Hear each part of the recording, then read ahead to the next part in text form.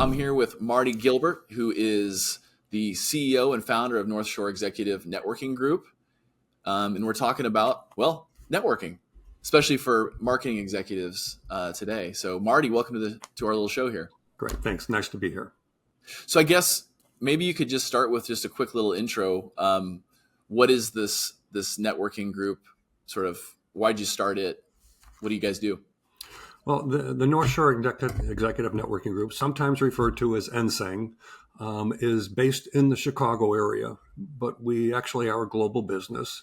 I started the business, and it's all about helping job seekers to land their next job in the shortest time possible. But I started it when I myself was in a job search. I've had a really nice career, and I've switched jobs a number of times throughout my career. But I was always able to land rather quickly, particularly because of my marketing background. So what I started was an accountability group, pulled together 5 other people who, like myself, were looking for their next career opportunity. And what started with 6 became 12 and 25, and it kept doubling every couple weeks. I landed my next opportunity rather quickly, but I kept the group going. We are essentially the largest job search group in the United States. We've got over 12,000 members now. I am adding probably somewhere between 3 and 4 people every day into the organization. But most importantly, I have had at least one member landing a new job every day of the week for the past 6 years. As you can imagine, the job search market is a very tough environment to crack into because there's just so many people looking. I've heard the word crapshoot used it more than one time recently. I don't know what the words you hear are or what you've come across, but it's hard. It's extremely hard. And in fact, in today's environment, it's taking on average anywhere from 4 to 8 months for somebody to land their next job. And so not everybody, unfortunately, has the financial fortitude to be able to be without a job for 4, 5, 8 months or more. And there's plenty of people that I run across that have been out of work for 12 to 24 months. And of course, as you go further up the corporate ladder, there are fewer opportunities. You start to deal with age discrimination and many other issues. But what I've done is essentially put together a portfolio of services for any job seeker that is in need of some additional help. So I've got 18 webinar recordings on all different aspects of job search, anything from networking to resumes, LinkedIn profiles, how to interview better, how to write value propositions and elevator pitches and things like that. And then I've got 3 3-hour workshop recordings that are a deep dive into various topics, including my trademarked "What the hell" approach to job search. What the hell? Yeah. Is that what the hell? Like, what the hell what's happening here? It's like, well, yeah, that's a part of it.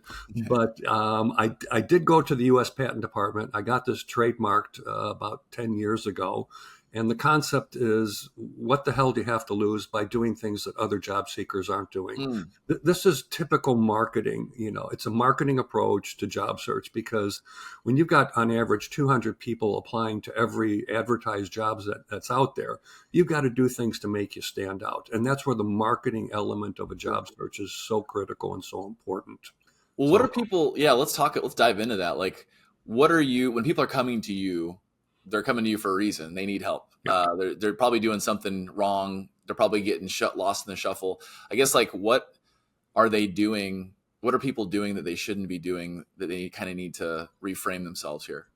So, I mean, one of the biggest, issues or misses that a job seeker has is that they never bothered to develop a target company list. And we do this for products that we introduce into the marketplace. And I've been fortunate to introduce some pretty famous products during the course of my career. And we always did our homework, right?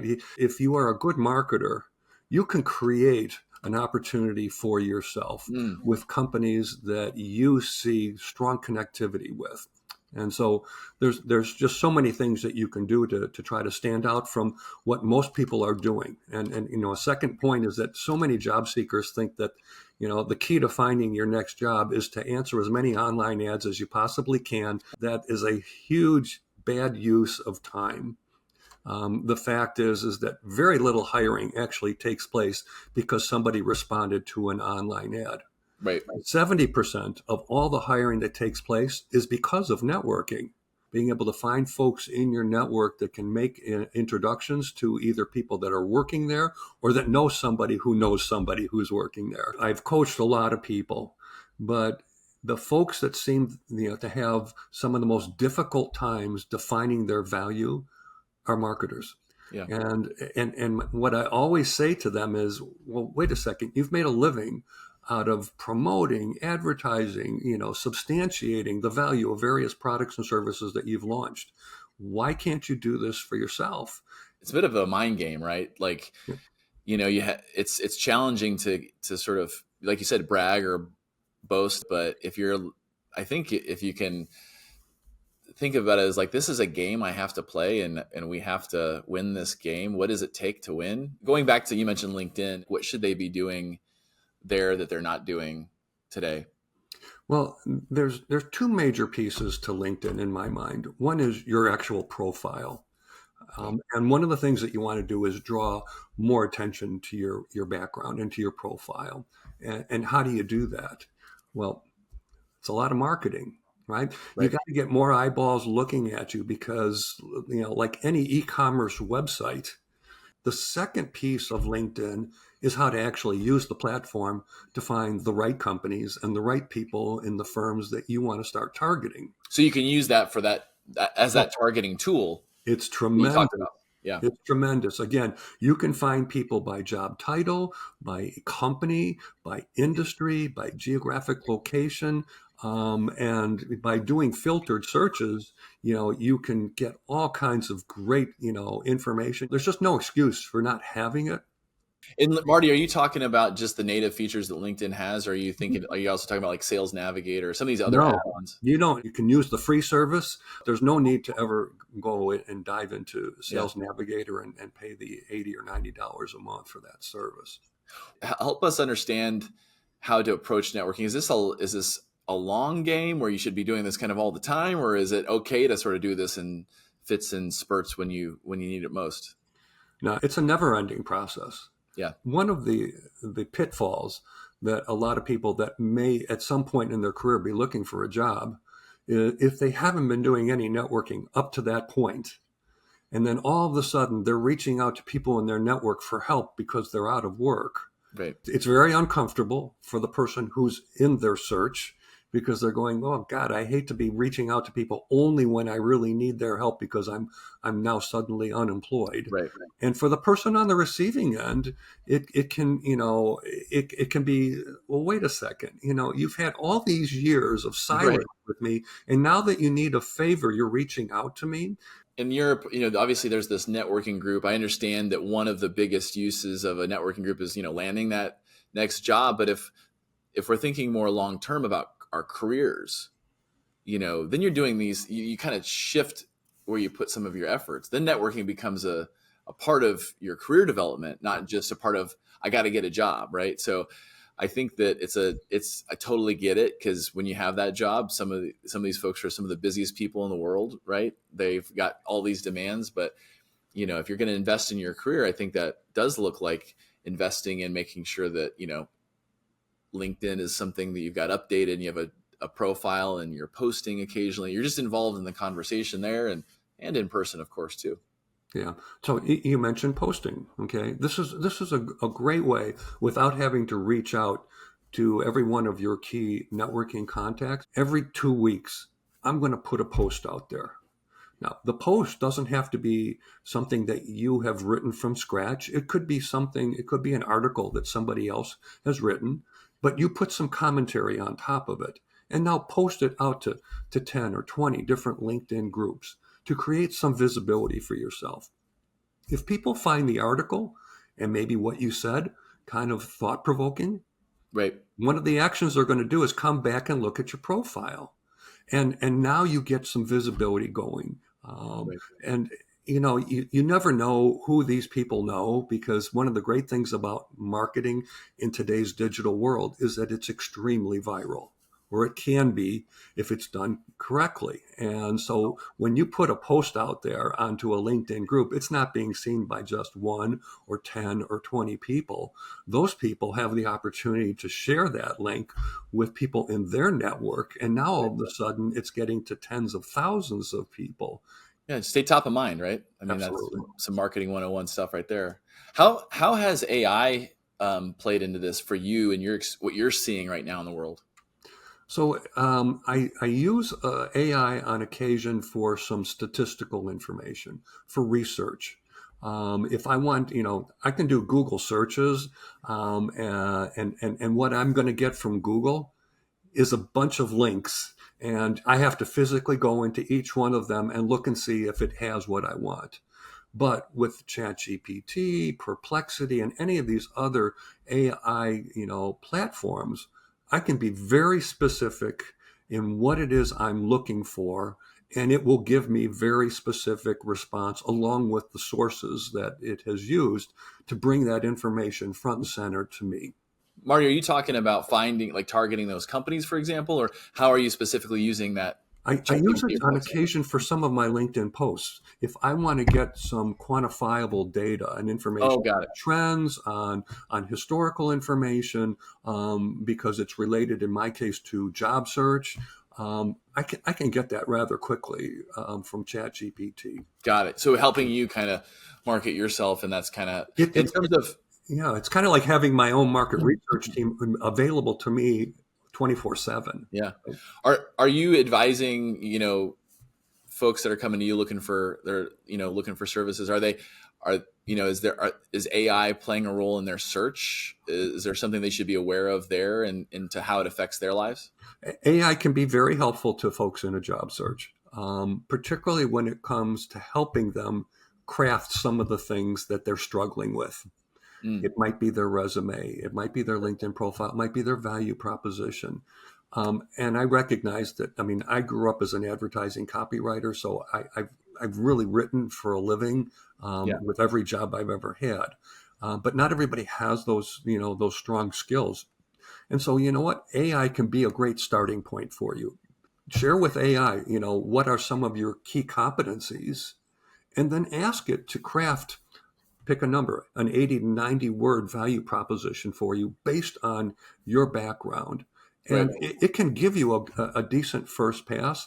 But what I do tell people is, do not simply take what AI gives you. There's a couple reasons. One is, it's got to come from your voice. It's got to be written in your Sure. style, Yeah. right? And there are tools out there today that can detect whether something's been AI written.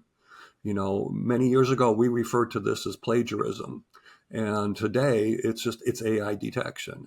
Yeah. And if a company assumes or gets the inclination that you've put in front of them something that was generated, by a bot, well, trust me, it's not going to help your case for getting a potential interview. Right. Yeah. One question on that, there it seems like people are, swimming in, like you said, they're spending time on like all of these ads. They're kind of all over the place. They're maybe not highly targeted. I've heard, people sort of feeling like they've got to really adjust, rewrite their resume and their cover letter for every single job. And, people are using AI to sort of, shortcut that. What's your take on that and adapting to each job? Stay away from AI, use it, don't adapt to each job. And, what are your thoughts? Well, I'm a huge believer in cover letters or emails, or email cover letter, whatever you want to call it. It's essentially an email. I'm a big advocate of that because an email does what a resume and a LinkedIn profile can never do. It enables you to control the story. And so I've created this 90-day webinar recording that's available to folks on resumes tell, but cover letters sell. Got And the cover letter is hugely important, and Got it. a great way to kind of cut to the chase, and it opens up doors that oftentimes the other elements can't do as effectively.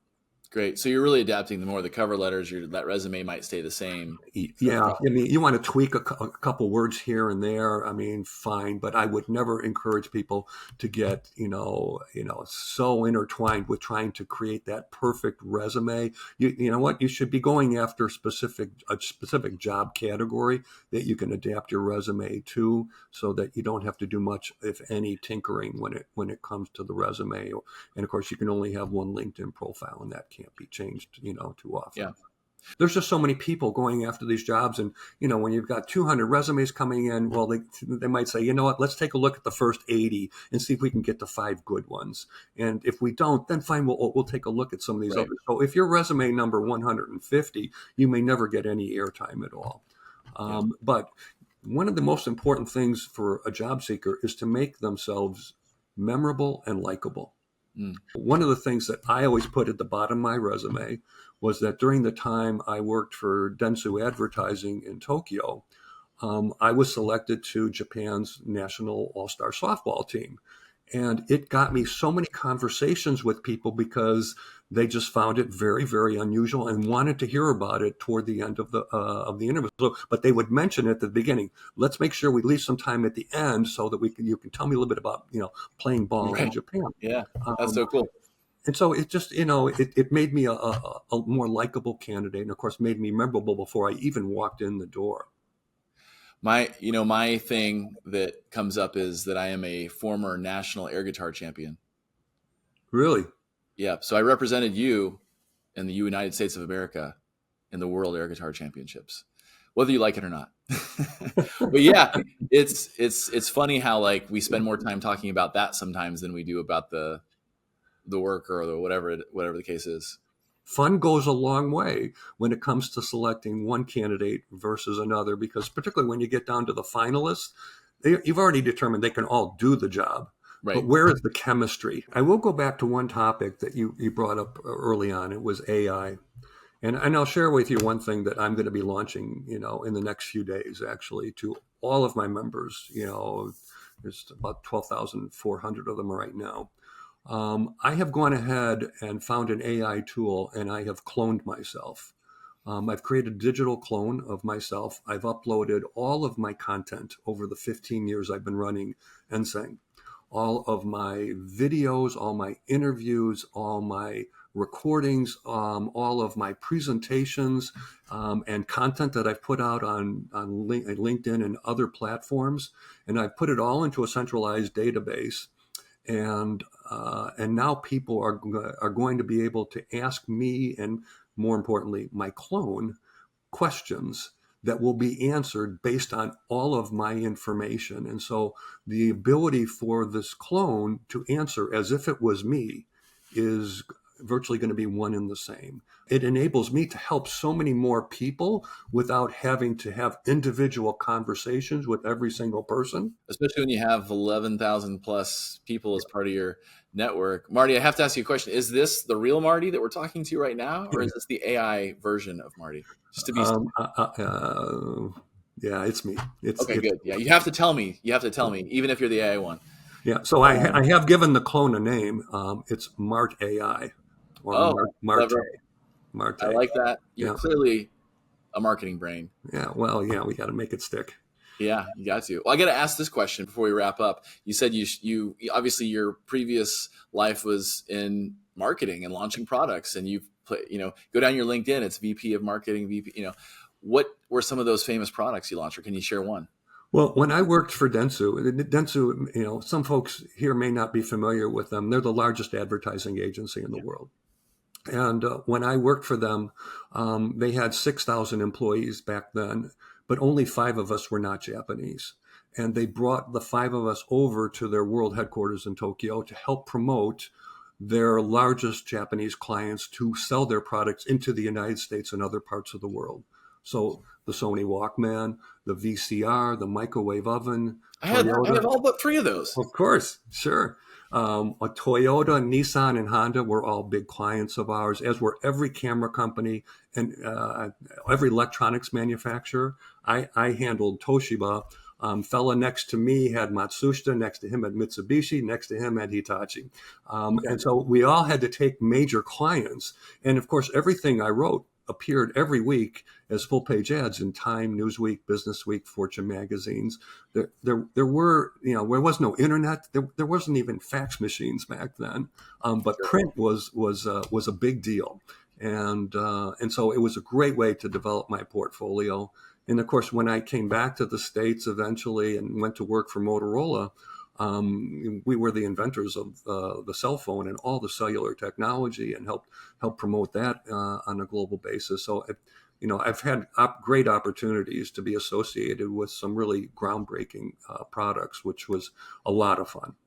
That's pretty cool stuff, and I'll vouch for it. It worked. I have to ask one last question, Sure. And that is, what is one word or phrase we should not be using in our resumes? In our resumes. Boy, I'm a stickler for the word passionate. I think a lot of people think that it carries a lot of weight, but in my mind, everybody can be passionate, okay, about something.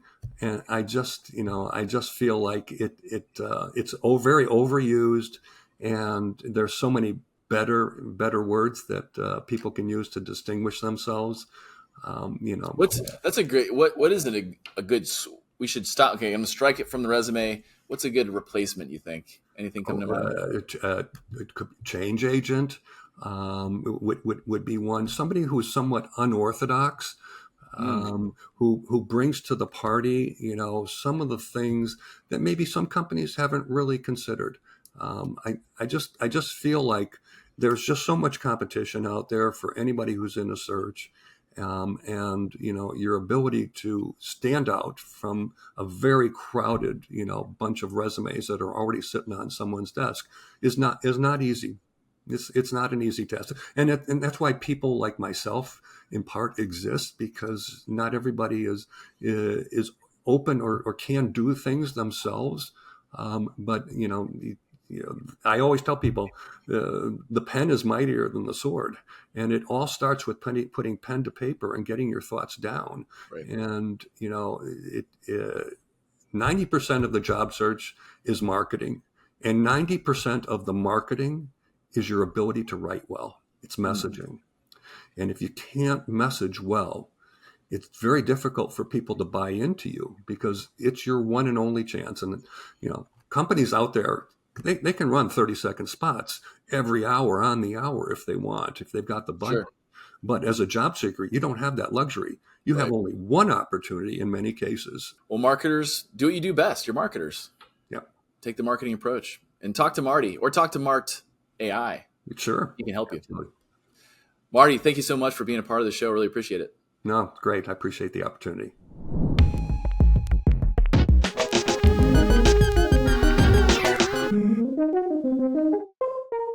El Final.